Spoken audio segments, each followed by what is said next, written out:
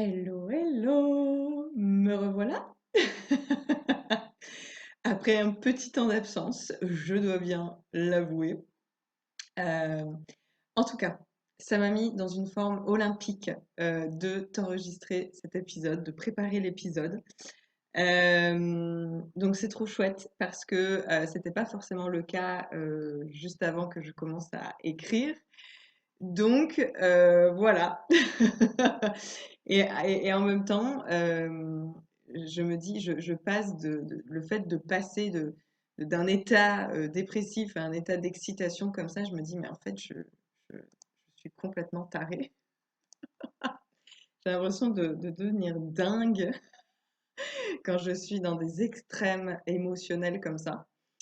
Euh, voilà, j'espère juste que ça te fait la même chose, que je suis pas seule à vivre ce truc. Bref, on est sur une énergie un peu dispersée, on est sur un épisode relativement brouillon, donc je te préviens avant toute chose. J'espère que tu vas bien, vraiment. J'arrive pas à croire que ça fait plus d'un mois que je n'ai pas fait d'épisode.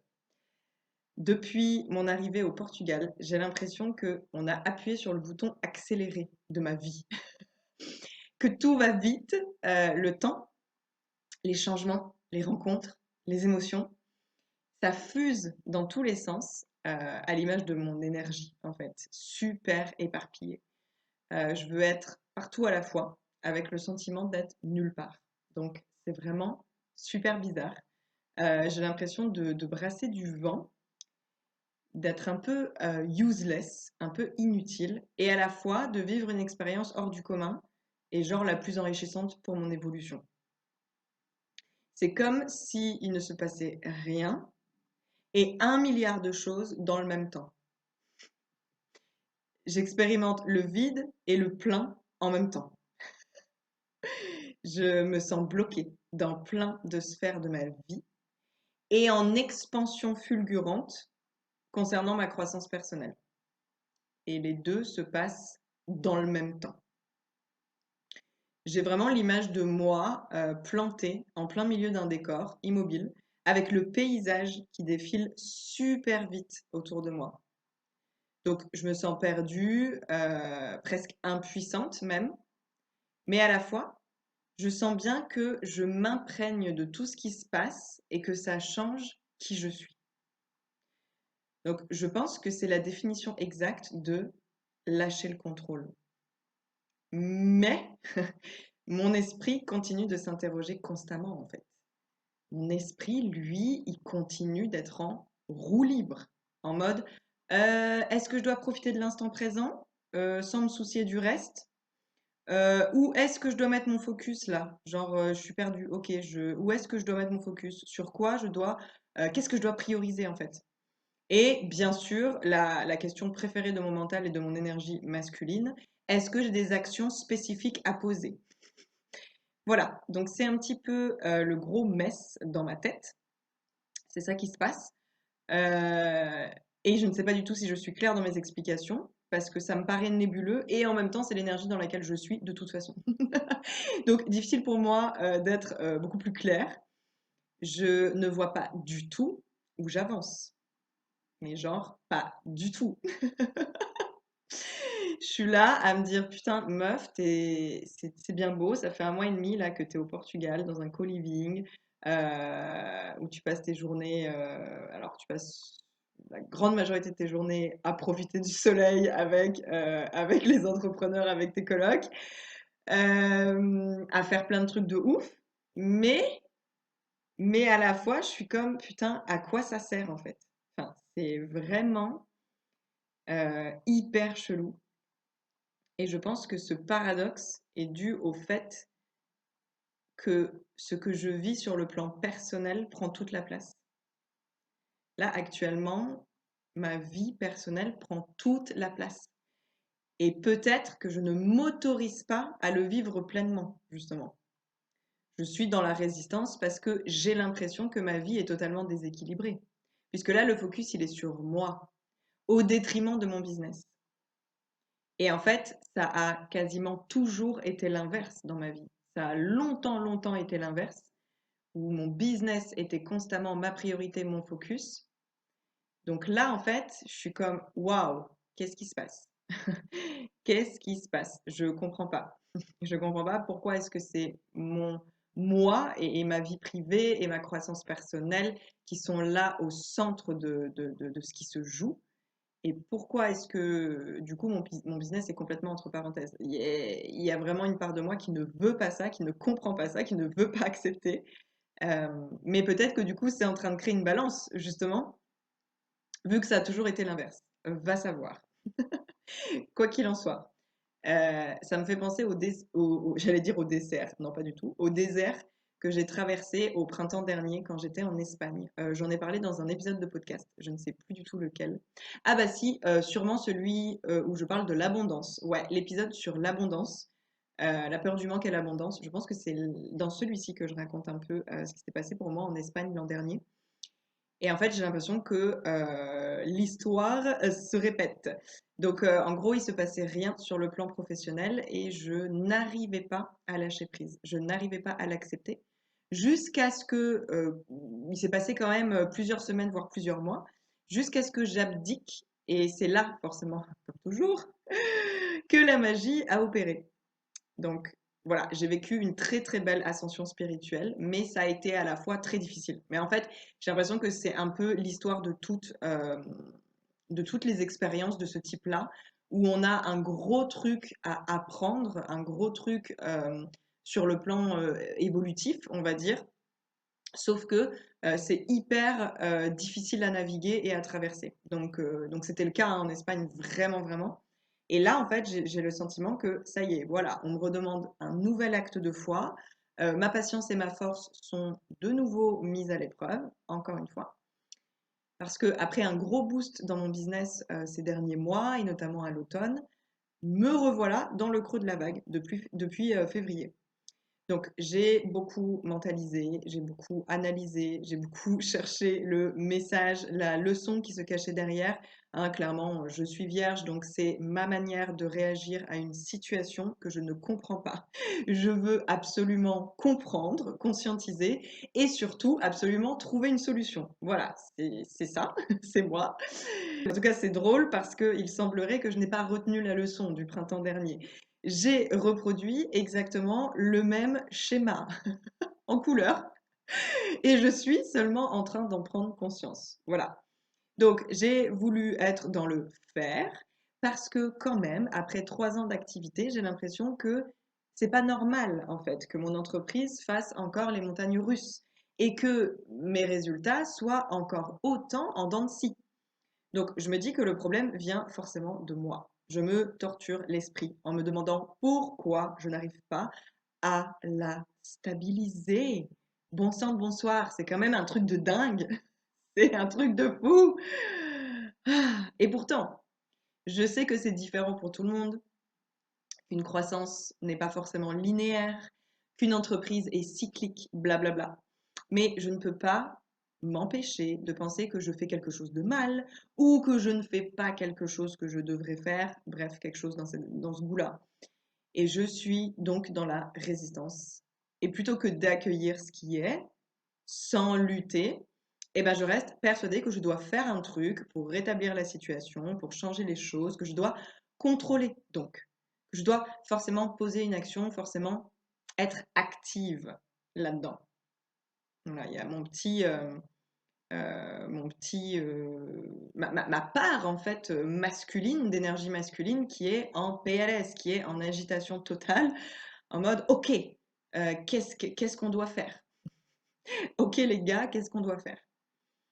Alors, la différence toutefois avec l'année dernière, c'est que cette fois-ci, heureusement quand même en un an, j'ai travaillé sur moi, il y a eu du chemin parcouru. Cette fois-ci, je ne suis plus dépendante de mon travail et de mes clientes, parce que c'était le cas l'an dernier. C'était un peu genre, ah ben, punaise, si j'ai plus de boulot et que j'ai plus de clientes, ben, c'était un peu comme, mon Dieu, j'ai rien d'autre dans ma vie en fait. C'était comme un peu, je me raccrochais à ça, comme je disais juste avant, c'était vraiment ma grosse priorité, ça l'a été pendant des années. En fait, il y avait un peu un truc de, waouh, s'il y a plus ça dans ma vie, bah, c'est complètement vide en fait. Et il a fallu que je m'habitue, que je m'adapte, que j'accueille cette espèce d'espace vide qui était 100% nécessaire finalement pour créer autre chose, mais qui a été très compliqué à accueillir à ce moment-là, en fait, à recevoir. Donc ici, on n'est pas sur la même problématique. Ça réside plus, je pense, dans la capacité à m'autoriser à vivre ma vie, à profiter sans m'inquiéter des finances, sans m'inquiéter de la stabilité de mon business et à recevoir, à embrasser pleinement les expériences que la vie m'envoie. Parce que, évidemment, tout ce que je vis ici, enfin, la vie m'envoie énormément d'expériences, énormément de choses à vivre chaque jour. Donc, c'est hyper intéressant parce que je suis vraiment en train de décortiquer avec toi, là, présentement. C'est-à-dire que j'ai les prises de conscience en temps réel, comme souvent sur ce podcast, je dois l'avouer. Donc, encore une fois, on est sur le thème de l'abondance. Donc, encore une fois, on touche à ce gros sujet que je travaillerai sans doute toute ma vie. Mais à un autre niveau, bien sûr. Parce que, contrairement à la dernière fois, je vis actuellement beaucoup d'abondance. C'est juste qu'elle n'est pas matérielle ou financière. Alors, abondance sociale, bien sûr. Là, je pense que c'est la plus obvious. Je n'ai jamais rencontré autant de monde en si peu de temps. C'est juste fou. Abondance en termes de nouvelles expériences, bien sûr, puisque ma vie n'a plus rien d'habituel, hein. Je me suis fait cette réflexion, je ne sais plus, il y a quelques temps. Je me suis dit, mais mon Dieu, euh, il y a tellement de gens, et moi la première avant, qui vivent en fait une vie classique, une vie vraiment, la vie en mode métro, boulot, dodo, quoi, avec de temps en temps des petits trucs cool le week-end ou pendant les vacances. Et là, je me dis, mais mon Dieu, en fait, ici, c'est comme si c'était juste des périodes de vacances, en fait. Tout ce que je vis ici, c'est ce que d'ordinaire, les gens font pendant les vacances. Donc c'est fou. Je faisais vraiment cette réflexion que ma vie n'a plus rien d'habituel. C'est incroyable. J'adore ça. Et en fait, ici, ben, tu fais un nouveau truc presque tous les jours. Donc, en termes de nouvelles expériences, c'est extrêmement riche. Abondance, bien sûr, en termes de qualité de vie. Et alors là, encore une fois, hyper intéressant parce que ce n'est pas que relié au matériel. Alors, évidemment, on va pas se mentir, vivre dans ce cadre dans lequel je suis aujourd'hui a un coût, évidemment. Mais finalement, ce que j'apprécie presque le plus, c'est les moments de vie simples, les petits bonheurs du quotidien, les partages avec les autres. J'adore quand on fait des repas communautaires avec tous les colocs, quand on fait des soirées jeux de société, quand on va voir le coucher de soleil tous ensemble, comme hier soir. Beaucoup d'entre nous aussi offrent leur contribution, que ce soit en cuisine, que ce soit en proposant une séance de yoga collective, un atelier sur un sujet en particulier. Par exemple, ce soir, on a une de nos colocs qui nous fait un atelier artistique. Euh, ou juste en suggérant une idée d'activité, juste en fait un truc à faire tous ensemble pour qu'on puisse se rassembler. Donc voilà, ça j'aime, mais j'apprécie ça vraiment énormément en fait. J'adore ça. C'est vraiment des moments c'est des moments où en fait j'ai un sourire sur mon visage que je ne peux juste pas effacer. En fait, c'est des moments où juste mon cœur il est rempli de joie quoi. Et pourtant c'est d'une simplicité déconcertante. Abondance aussi en termes de croissance personnelle, donc j'en ai parlé un peu en début d'épisode.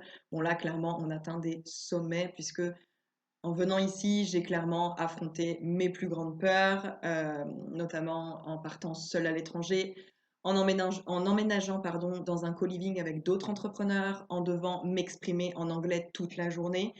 Voilà, c'est sûr que le changement, il est immense. Je ne suis plus la même personne. C'est juste énorme pour moi de vivre ça, sachant que j'ai toujours pensé ne pas en être capable. Donc, en fait, je me sens abondante sous plein d'aspects. Et aussi, je me sens abondante, pas seulement quand je reçois, mais aussi en partageant. Depuis que je suis arrivée, j'ai animé 3 rituels de lune qui ont juste été incroyables. J'ai eu des feedbacks tellement positifs. de personnes qui ne sont pas forcément spirituelles, de personnes qui ne sont pas forcément habituées à ce genre de choses, habituées à méditer. Il y a eu certains de mes colocs, même beaucoup de mes colocs, qui m'ont dit, tu sais, Mélissa, je suis pas quelqu'un de très sensible, je suis pas dans l'émotion, c'est-à-dire que moi, quand je fais voilà une méditation, un truc à machin, je ne pleure pas. Et ces gens-là m'ont dit, tu m'as fait pleurer. Donc, pour moi, c'est juste énorme et ça m'a tellement, tellement donné confiance en fait en moi, confiance en ce que je peux transmettre, en mes capacités, en ma voix aussi, parce que je suis en train vraiment de... Je le sais depuis un moment, on n'arrête pas de me le dire, que ce soit les thérapeutes que j'ai pu rencontrer ou les personnes de ma communauté, tout simplement, notamment rien qu'avec le podcast. Mais on me dit très régulièrement que voilà, il y a quelque chose de très spécial, de très particulier avec ma voix, et je prends de plus en plus conscience que ma voix est puissante, en fait, qu'il y a vraiment quelque chose avec ma voix. Et je pense que c'était vraiment la dernière confirmation dont j'avais besoin pour, voilà, complètement prendre confiance en moi par rapport à ça et peut-être utiliser davantage cet outil que j'ai de manière complètement naturelle finalement. Donc c'est vraiment chouette. Mais en tout cas, voilà, je vois mes colocs s'ouvrir à la spiritualité rien qu'en étant à mon contact, rien qu'en vivant avec moi, rien qu'en ayant des discussions. Ils adorent en fait ma façon de voir le monde, ma manière de faire confiance à la vie. Ça les fait beaucoup rire quand je leur dis que j'ai choisi la destination du Portugal grâce à mon pendule. En fait, c'est mon pendule qui m'a indiqué, qui m'a dit ce sera le Portugal. Et, et certains d'entre eux ont même composé une magnifique chanson dont le titre est Let the universe be your guide. Laisse l'univers être ton guide. Et c'est en fait directement, cette chanson est directement inspirée de ma philosophie de vie. Donc c'est juste fou et j'ai des frissons et des larmes aux yeux à chaque fois que je l'entends parce que, bah, moment d'émotion, parce que ça signifie tellement pour moi en fait. Ça me remplit le cœur de pouvoir leur transmettre mon énergie et mes good vibes. Et pour la petite anecdote, ils me surnomment Good Energy parce que j'ai un suite avec cette inscription et qui trouve que ça me représente parfaitement. Bref, ça compte tellement à mes yeux parce que c'est ce que je suis venue faire ici. C'est une des missions de mon âme, en fait. Tout simplement, partager ma lumière et ma vision spirituelle de la vie. Et donc, le fait que des personnes qui, au premier abord, ne seraient pas forcément, en tout cas, j'aurais pu penser qu'elles ne seraient pas forcément réceptives à ça, bien que les gens qui voyagent sont des gens très ouverts d'esprit. Mais en tout cas, voilà, c'était vraiment intéressant et surtout, ça me fait chaud au cœur de voir que voilà, des personnes qui ne sont au premier abord pas ouverts à ça, ben, en fait, l'accueillent et même apprécient finalement tout ce que j'ai à partager sur le sujet. Donc tout ça n'a pas de prix, tout ça c'est super riche et c'est pas pour rien que j'emploie ce mot précisément, parce que je me sens riche d'une toute autre manière. Je reçois beaucoup en étant ici et j'imagine que la vie veut m'apprendre sans doute à être confortable dans cette énergie féminine de réceptivité. Parce que je crois que c'est quelque chose que je n'ai pas encore fini de travailler. Donc voilà, sans doute que c'est le nouveau level, j'imagine. Je ne sais pas. Je me suis complètement égarée du sujet principal, en tout cas c'est l'impression que j'ai. Mais encore une fois, ça m'a fait du bien en fait de déposer tout ça ici. C'était une nouvelle petite séance d'auto-analyse pour moi et je sais qu'il y a forcément au moins une personne qui avait besoin d'écouter ça et à qui ça fera du bien. Donc, conclusion, c'est toujours le flou artistique côté business. Mais c'est sans doute parce que j'ai autre chose à vivre pour le moment, une autre forme d'abondance à expérimenter. De toute façon, à chaque fois que je veux bosser sérieusement sur un truc en particulier, j'ai tout un tas d'obstacles qui se mettent sur mon chemin. Le premier étant d'enregistrer des méditations en vivant dans un co-living où le bruit fait partie intégrante de ton environnement et de ton quotidien. Voilà, donc ça me rend littéralement dingue. Donc quand c'est pas mes colocs, c'est la femme de ménage. Quand c'est pas la femme de ménage, c'est un chien qui aboie. Quand c'est pas un chien qui aboie, c'est des travaux dehors. Bref, c'est un délire. C'est un délire. Donc j'ai fini par voilà, lâcher l'affaire parce que je prenais la tête avec ça. En plus, bon, pour ceux qui me connaissent, je travaille sur moi, mais j'ai quand même un petit côté perfectionniste. Donc voilà, très compliqué pour moi d'enregistrer une méditation. S'il y a du bruit derrière, si machin truc, ça m'embête. Donc voilà, je vis dans un co-living. Donc je te laisse imaginer que c'est un endroit où il y a beaucoup de vie et donc beaucoup de bruit.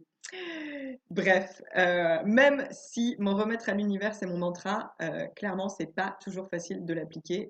Mon humaine n'est pas toujours d'accord avec ça. Alors, finalement, c'est quoi concrètement mon conseil pour naviguer les périodes creuses? Je vais essayer de me rassembler un peu et de structurer cet épisode parce que j'ai l'impression de partir dans tous les sens là. Je dirais que le first step, c'est de les accepter, ces périodes-là, de ne pas chercher à lutter, à trouver une réponse ou une solution à tout prix. Bon, ce qui est clairement la partie la plus difficile pour moi, hein, on va se le dire, c'est j'ai du mal avec cette partie, je ne veux pas comprendre. Et ensuite, une fois que tu as réussi à faire cette première étape, je dirais que c'est de te concentrer sur ce qui t'apporte de la joie. Alors bon, encore une fois, ça sonne hyper niais, dit comme ça, mais c'est d'une efficacité redoutable. En tout cas, pour moi, ça marche à tous les coups. Par exemple, prenons l'exemple d'aujourd'hui. Aujourd'hui, je me sentais dans un mood très moyen. Donc, j'ai commencé à me demander si je devais bosser sur mon nouveau programme ou si je devais terminer le cadeau que je veux vous offrir la semaine prochaine pour la nouvelle lune. Ou si je devais faire ceci, ou si je devais faire cela. Et au final, j'avais le goût de rien. Et en plus, ça me submergeait complètement de me dire est-ce que tu dois faire ça, est-ce que tu dois faire ci, est-ce que machin, et qu'à chaque fois, la réponse c'était un, pas envie, pas envie, pas envie. Et c'était encore pire, en fait. Et du coup, à un moment, je me suis arrêtée et je me suis juste demandé ok, qu'est-ce qui t'apporterait de la joie, là, maintenant? Et bien, la réponse, elle était toute simple, finalement. Faire un épisode de podcast, bien sûr, vu que c'est un des trucs qui me rend la plus heureuse dans mon business. Donc voilà, ce sont vraiment des conseils que je me donne aussi à moi-même, parce que, comme en témoigne cet épisode, je suis encore en chemin. Je vois bien que je voudrais que toutes les sphères de ma vie soient comme je le désire, genre tout de suite maintenant. Mais ça ne fonctionne pas comme ça. Il y a des étapes qui sont essentielles aux suivantes. Un peu comme les points qui se rejoignent pour former un dessin à la fin. Je suis sûre que tu vois de quoi je parle. Si tu loupes un point, ben ça ressemble plus à rien ton dessin. J'aime tellement cette image. Elle m'est venue de manière très instinctive et j'aime beaucoup cette image parce que je trouve que c'est très vrai. Donc, qu'on soit d'accord, le timing divin, je crois que c'est vraiment une des leçons les plus difficiles pour moi dans cette vie, quoi. Le timing divin sur Terre, là, c'est vraiment un des trucs les plus difficiles pour moi. Et je t'invite à taper dans tes mains si toi aussi tu fais partie de la team impatiente. Donc, j'ai la sensation que c'était hyper brouillon cet épisode. Mais en même temps, ça représente bien ce qu'il se passe dans ma tête en ce moment. Donc, on va faire avec. C'est vraiment ça, c'est vraiment un sentiment, c'est vraiment une dualité en fait. C'est une dualité parce que en même temps, je vis ma best life. Enfin, clairement, je vis ma best life. Je suis en train de devenir la personne que j'ai toujours admirée, donc en soi la personne que j'ai toujours voulu devenir, même si avant je ne savais pas que je voulais devenir cette personne. Compliqué, mais je pense que tu me suis. Donc clairement, je vis ma best life. Je veux dire, à un moment donné, il ne faut pas déconner, quoi. Je suis dans un co-living au Portugal, avec une femme de ménage. D'ailleurs, ouais, je ne sais pas si j'en avais déjà parlé de ça.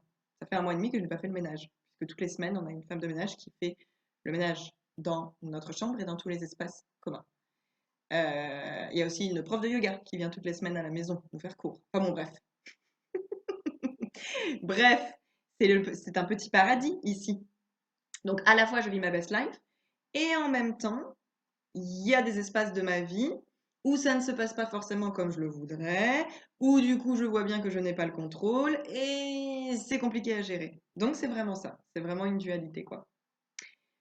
De toute façon, je pense que le mieux à faire, c'est que je vais suivre la guidance des cartes qui me conseille de continuer, de me concentrer sur la manifestation de ce que je désire, même si je ne le vois pas encore dans la matière, et de faire en sorte de maintenir des vibrations élevées. je vais essayer de me laisser porter avec curiosité et enthousiasme pour voir où la vie a décidé de m'emmener. Parce que ce sera forcément pour mon plus grand bien. Ça ne peut pas en être autrement. Donc je t'invite vraiment, si tu te sens dans une période similaire ou si tu écoutes cet épisode à un moment de ta vie où tu ressens la même chose, je t'invite vraiment à essayer de faire de même. Parce que, et surtout avoir cette foi en fait. Ça demande de... Ouais, j'aurais pu rajouter ça comme étape finalement dans les différents conseils. Ça demande de retrouver la foi. À chaque fois. Retrouver la foi à chaque fois. Mais c'est ça. C'est ça. Ça demande de retrouver la foi. C'est comme un nouvel acte de foi. Une nouvelle preuve que, ok, oui, je fais confiance. C'est pas simple, mais c'est tellement plus agréable de vivre dans la foi que dans l'incertitude et la peur. Il n'y a pas photo. Il n'y a pas photo. Donc je décide à chaque fois. Je me réengage à chaque fois à revenir dans l'amour, la lumière et la foi.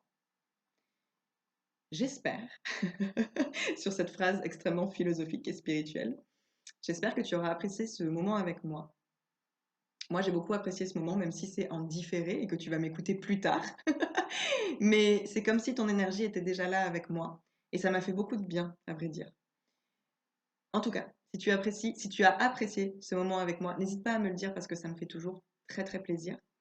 Garde un œil ouvert parce que je suis en train de te préparer une petite surprise qui arrive la semaine prochaine. Et je te retrouve très bientôt pour de nouvelles aventures. Je t'en prie.